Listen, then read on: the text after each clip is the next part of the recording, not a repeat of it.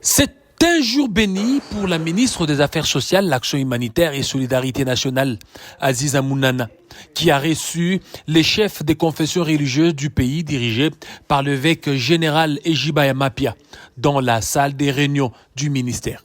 D'entrée des jeux, les hommes de Dieu ont rendu un hommage à Nathalie Aziza Mounana au regard de ses grandes réalisations dans les social et l'humanitaire depuis sa prise de fonction. En venant à la rescousse des déplacés des guerres causées par les agressions rwandaises, veuves des militaires, orphelins des guerres, personnes de troisième âge et autres nécessiteux, notamment dans la partie orientale du pays et dans le sud-est. Les chefs des confessions religieuses ont présenté à Aziza Mounana les vœux de l'accompagner dans cette lourde tâche.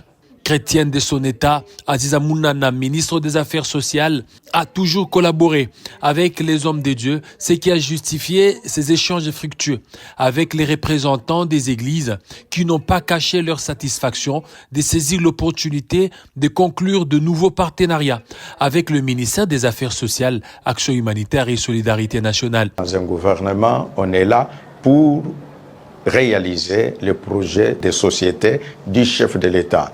Et elle est vraiment dans cette ligne droite. C'est pourquoi elle s'est dit qu'ensemble avec les confessions religieuses, nous pouvons faire en sorte que la population dans sa globalité, vous le savez, que dans notre pays, presque 80 à 90% du peuple congolais fréquente les églises et les mosquées. À ce titre-là, elle a demandé vraiment un partenariat et nous avons confirmé qu'effectivement, nous allons travailler dans une synergie pour que les choses prévues par le gouvernement arrivent effectivement à la destination. Les hommes de Dieu n'ont pas manqué de féliciter le chef de l'État Félix Tshisekedi pour ce choix judicieux porté sur Aziza Mounana Nathalie afin de matérialiser sa vision qui est celle d'être toujours proche de la population.